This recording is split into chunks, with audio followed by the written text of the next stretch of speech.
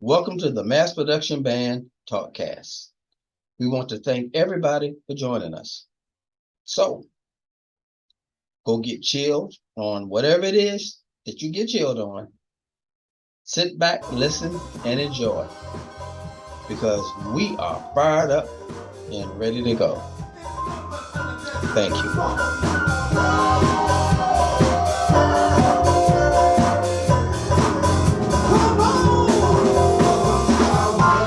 Hey fans, how y'all doing?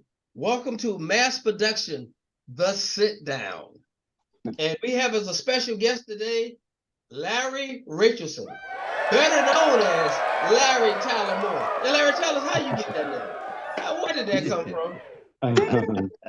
from? There's a story to that. Yeah. What's that? Hi, everybody. Okay, so Washington, D.C., 1983. We weren't born, but go ahead. I was working at Wash FM, and I was hired to be the airborne traffic reporter, flying around giving traffic reports. So we're in a meeting, the first meeting of the staff, and the program director, Bill Tanner, he said, you need a name. You need a name. I'm like, okay. I thought he wanted me to choose it. But anyway, so we're all at the table, and everybody was shooting out names. None of them worked. Nobody wanted to listen to me. And then a disc jockey named Kid Curry said, I know. I've got it. Larry Tyler Moore. And I wasn't too pleased when he said that. I'm like, I don't know. And Bill Tanner, the boss, he's like, that's your name. And I had no choice. And I had to go up in the airplane and call myself Larry Tyler Moore.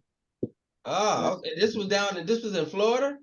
No, this was in Washington, D.C. You did say Washington, D.C. Yes, in Wash FM. Okay, because I'm thinking and talking to you earlier, you had your roots started, I actually thought, in Florida, but it didn't. No, it was in Florida. How I was in D.C. was this.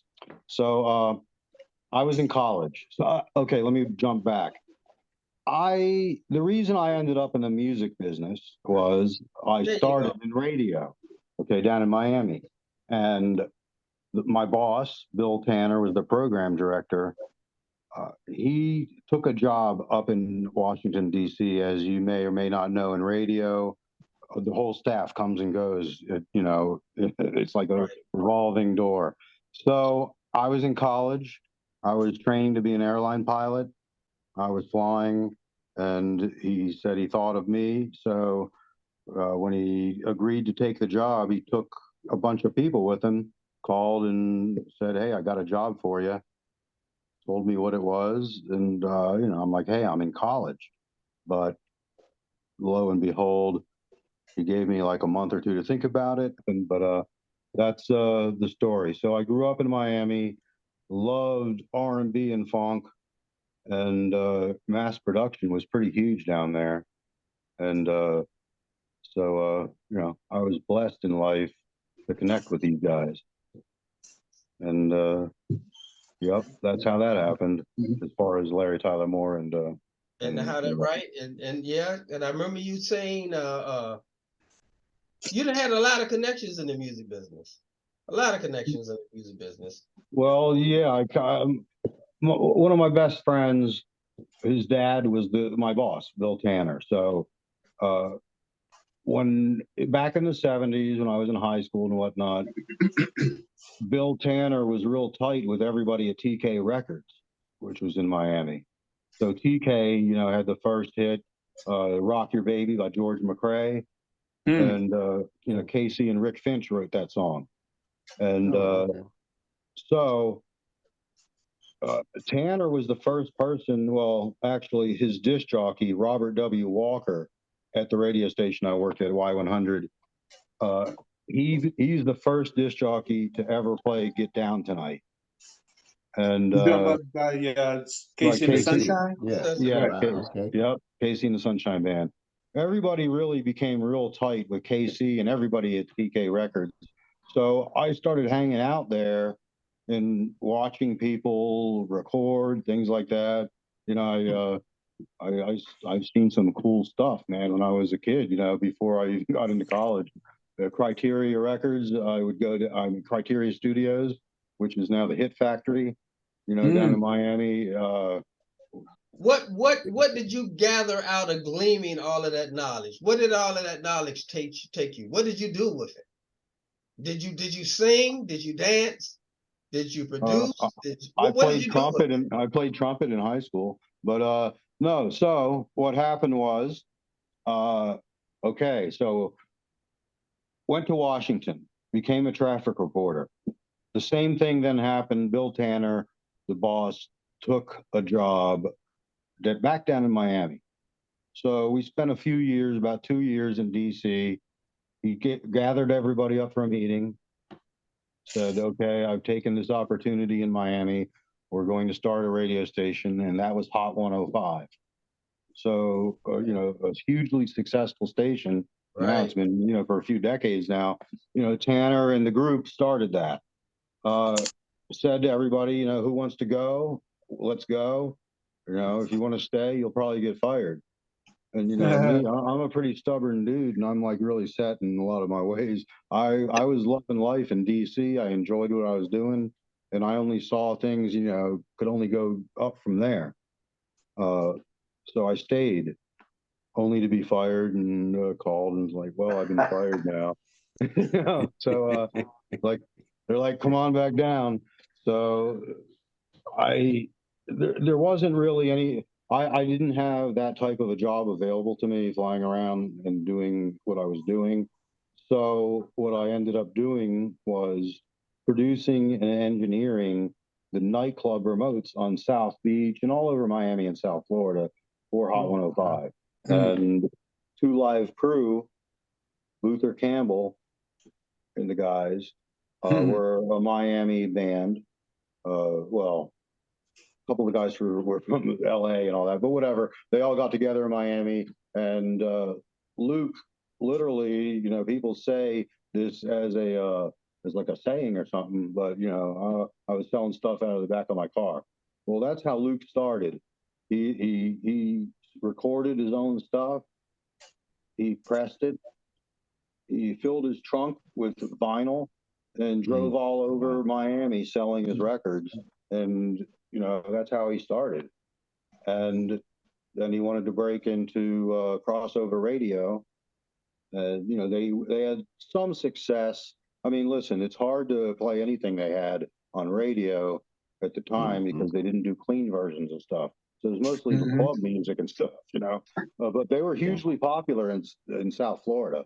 And so through the grapevine, I was told they're looking for a record promoter to promote their music to pop radio, crossover radio. And so I got my ass down there.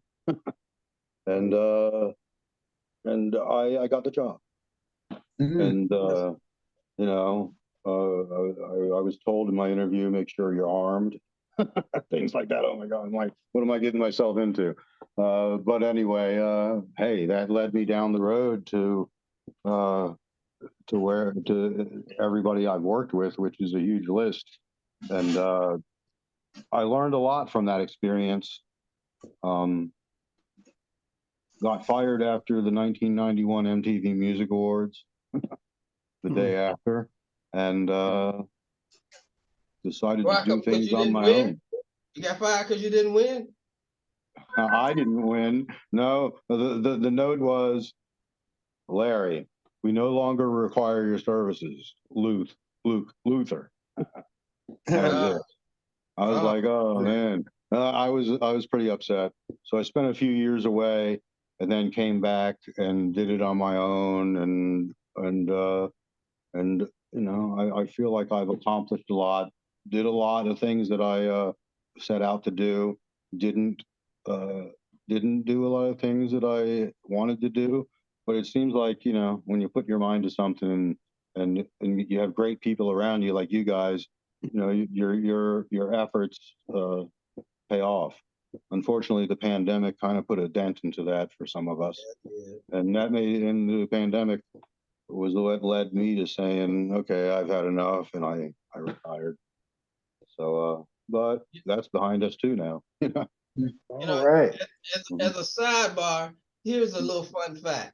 Mass Production also started out selling records out the trunk of our car also. When we were in high school, our first records. We recorded them and we put them in the trunk of our car. We all around Hampton Roads, Tidewater, even up to New York. We went up there. I had some experiences, but that's not about us right now. But we took them to New York and all of that too. So we know about that. It's funny, you know, when I was working for 2 Live and we came out with Me So Horny, I was like, man, I'm like, because I really didn't like rap. I did it because it was my job, you know, but I was really into the funk, the music, bands, you know, real music. And I remember out there pushing that song and thinking to myself, man, I wish I worked for Mass Production. Oh yeah. And we met you actually. We met you actually through my son, Jonathan, who was in Philly going to the UArts, and he was hanging out with Wes Robinson, Gene Robinson, lead singer for Breakwater, his son, and we hooked up, you know, through him. That's an amazing story. That was destiny, I believe that was, because I had been looking for you guys. You know, I mean, listen, there's, and we've talked about this, but whoever's watching and listening doesn't know. Hi. There were okay. Go ahead. There were a few goals that I've I had in my head when being in the business and having a love for the music and certain groups. Mass Production was one of them. There's a few others, and you know, I always had this in the back of my head. I wish I could find these guys. I wonder what they're doing. I wonder if we can get them to do stuff again, this and that. Many years before 2015, you know, it's funny. Pockets was another one, you know, that I ended up working with. I was like, well, I got to find these guys. You know, these just who were they produced by, Larry? Pockets. Earth, Wind, and Fire, right? Yes, they were. Pockets was Verdine's. Verdine, okay. And Verdine's discovery, but Maurice White and Verdine, they took them under their wings and signed them to their Kalimba Records label. And and then took them out on the. They produced, recorded their albums, took them out on the road. They went out on the road on the All in All tour, Earth, Wind and Fire, Denise Williams, Pockets, and the Emotions. So Pockets, Mass Production, a couple others. Over the years, I would, you know, with my feelers, I would put them out there, try to find out where. So, oh yeah, I see that. So Timmy Thomas, that's a Miami guy from TK Records. I brought him to this show, and he didn't think that Earth, Wind and Fire would know who he was. Now, Timmy Thomas recorded "Why Can't We Live Together." He wrote that song and recorded it. And yeah, that was a beautiful song. Yeah, that was an awesome song. And so just, I mean, it's always, it's everybody needs to listen to that song and the lyrics. Even it's continuing to today. You know, come on, come together instead of all this. But I don't want to get into all that anyway. So that was a great night. You know, Timmy unfortunately has passed since then, and I miss him a lot. But yeah, Timmy, I've known since I was 14 years old. Okay. All right. That is, you're right about that. Okay, yeah, that's true. Yeah, I was out with them what for about a this while. one here now? That's Cool Mo D. Okay. How you like me now? How you like me now? Well, But you played on his first song, Ty, right?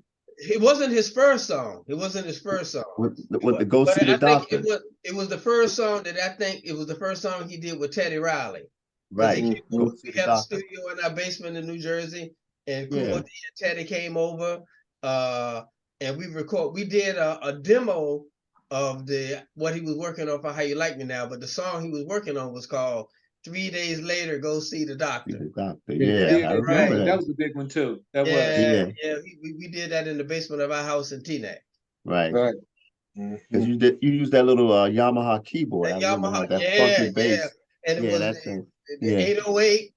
Yeah, yeah. I remember. 808. That Yeah, stuff that's back yeah. then. Yeah. Mm-hmm. Mm-hmm. Mm-hmm. Here you go, Larry. Here go one for you. That's that is such an awesome lady right there. That's Jean Carn on my left, and Okay. and that's I'm what's her name? Last name is Sharp. She's from Chic. She was one of the Chic singers. Okay. Okay. Yeah. Okay. So that right there is in Washington D.C. I was there with Jean, and I think Sharp was backstage. Okay. And yeah, Jean is from Philadelphia. Okay. And, Right. she's still doing it too. Wow. Yeah, Okay. and L, yeah, because you've moved around a lot, and you were in Philly for a while, and you worked with a lot of the great artists out of Philly. So, just name some of the people that you work with in Philly as well. Wow. Okay. The late great Bunny Sigler. Okay. You guys met him with me, right? We Yes. met Buddy also Bunny. at Sugar Hill Studios. I worked with Buddy a couple of times at Sugar Hill Studios. Mm-hmm. That's cool. He was a developer. Yeah, Buddy was excellent. Yes, he was. Yes, he was. Goodness, a lot of the Philly international people, the Jones girls, Dexter Wanzel. Yeah. Dexter wrote Nights Over Egypt. Oh, man. Right. Great song. And also, If Only You Knew by Patti LaBelle. And actually, yeah, that's right. I had Dexter in the studio with you guys. Dexter became our mentor. Yes. Yeah. And you were like, don't ever bring anybody to the studio again. That's right, Dexter. And the first time we met you. That's right. Yep. Well, the first time everybody in the group met you. I met you for the first time when Sam and I went to Maryland. Right. We went to the Barcades. It was a Barcades and Brick concert. Yes. Right. That's right. Right. Went to that. And we hooked up with Larry Dodson and them for the first. We connected with them. This is a trip I made down to Fort Lauderdale, I think in 2017, to visit. So I grew up in Lauderdale. So the guy all the way on the left is one of my best friends from when we were kids, Al. And that's Larry Davis in the Red and Black. So he is in a group called Gypsy Lane.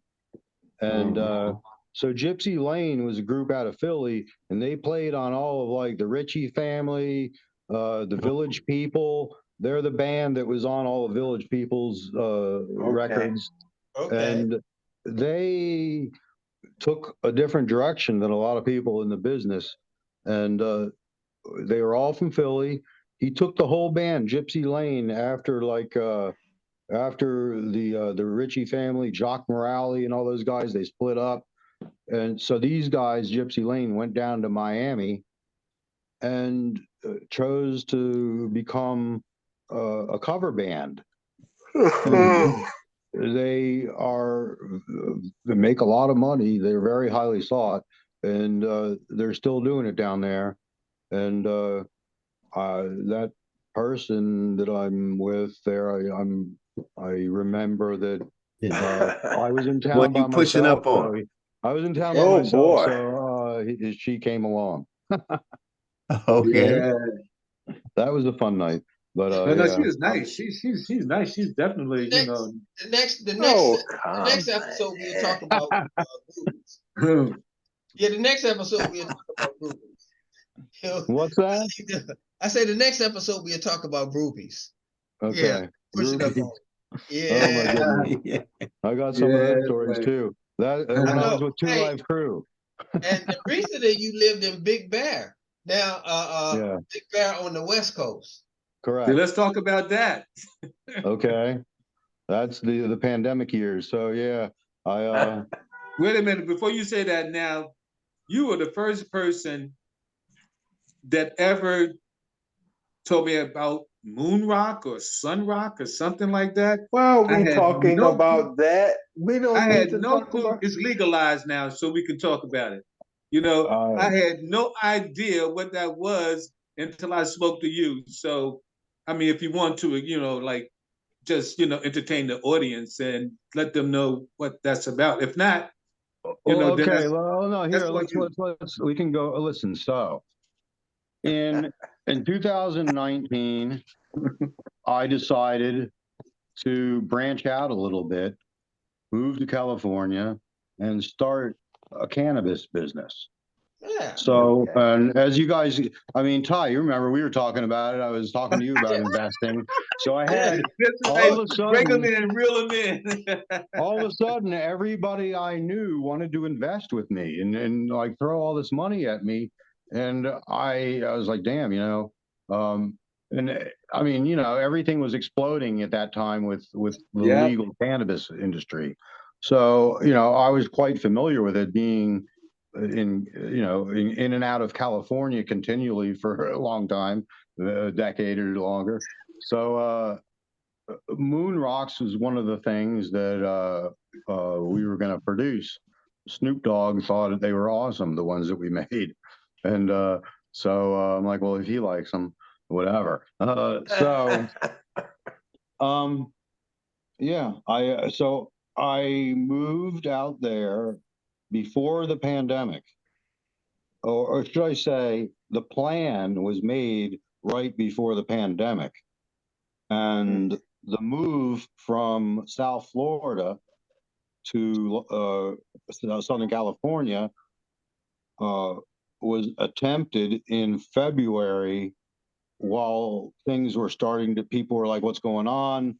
I started, you know, I was on planes by myself, you know, all kinds of weird stuff. And so I went with one of the people that wanted to invest with me, and no joke, it seemed like the country shut down while we were on the flight between Miami and LA. Mm-hmm. In LA, we couldn't even make it to Big Bear. They wouldn't let us go up the mountain because we weren't residents, and the country literally had shut down or something that day, or the state. And somehow I made it back to Miami like 2 weeks later. It was ridiculous. And if you can remember, February going into March of 2020, everybody was in limbo. It was like living on another planet. It was so strange. We all experienced it in different ways, you know, wherever we were. Yeah. So, you know, I didn't interrupt my plans. I gathered up everything, physically and mentally, and went back. And this was now April, and set myself. I had investors for, you know, the cannabis business. So there was a lot on the plate at that time. You know, I was continuing. We were booking shows in Europe. You know, mass production. I was doing that. There was a venue in Big Bear Lake that I was planning on taking over and using it for rehearsal spaces for my clients, and to continue to use it.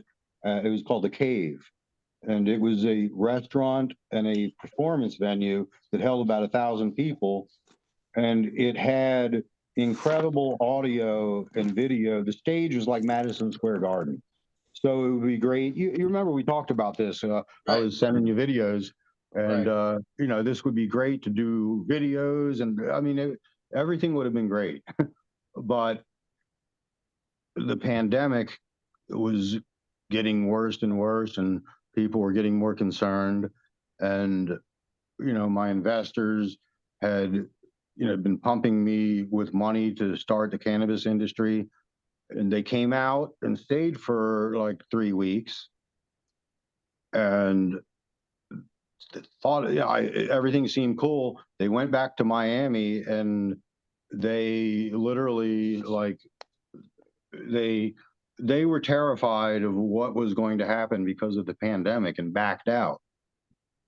So, you know, the venue that kind of closed down because nothing was open.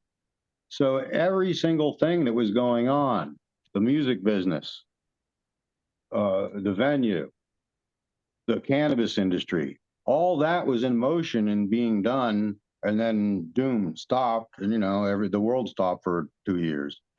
And so the moon rocks question led us to that. But so yes, we were going to be producing certain products. Moon rocks were one of them. And so for cannabis aficionados out there, moon rocks are a highly concentrated form of THC that that people like Snoop Dogg really like. Okay. He knows that stuff now. He knows that stuff now. I myself, I don't know. Maybe because I'm getting older, I'm not like 5 years ago. I really liked having that around me a lot, and now I really can take it or leave it. It's, I don't know, my age or something.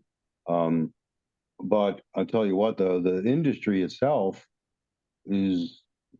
We'll see what happens with it. You know, I'm living in New York State now, and you know, it's all legal here, and they're opening dispensaries like crazy. It's it's a major money making business, but it takes about $1 million to get into it.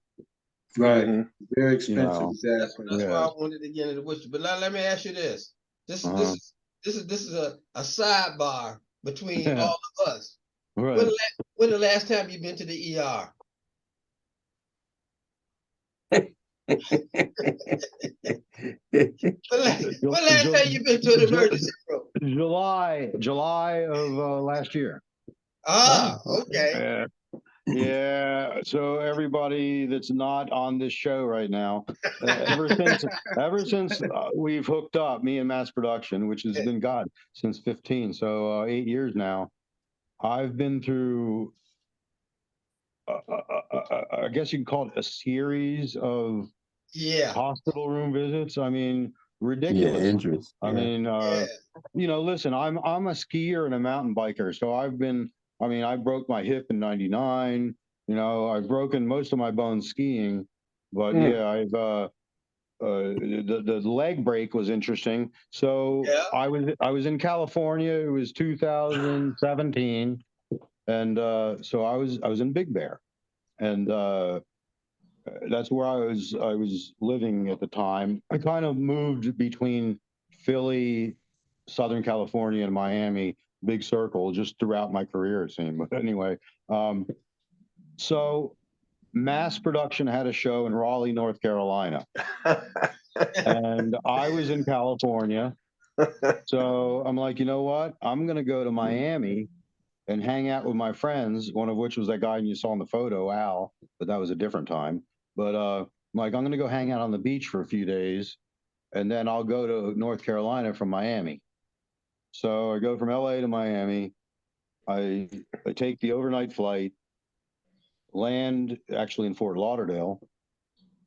Fort Lauderdale Airport's all under construction. And you know, I only had my backpack. So the plane lands and the doors open and I'm out. I go outside and I'm walking quickly to the Uber lot, but walking across a grassy section of ground that, unbeknownst to me, had maybe a 1 foot deep and 1 foot wide hole in the grass that I couldn't see. A gopher hole. Yeah. So, you know, I was moving pretty quick. My leg didn't want to stop when it went into that hole, and I broke my left leg. I think it was that time. So and then so I went to the hospital. Got sent to my hotel room. So I'm laying in my hotel, and that's all I could do. And this hurricane is bearing down on Fort Lauderdale now. And now there's no flights out, and I can't make it to North Carolina. So with my broken leg, somehow I figured it out.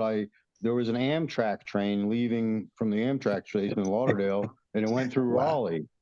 And I immediately made a reservation on it, gathered up all my stuff, and hauled ass to the Amtrak station with a broken leg with this temporary cast that was like, crazy, oh my man. God. It was ridiculous because the hurricane was coming, they couldn't do the proper job on me. And, you know, and because everything was going to evacuate. And as I got on the train to go to Raleigh, I look out the window and I see on the screens, the station was closing. This was the last train out.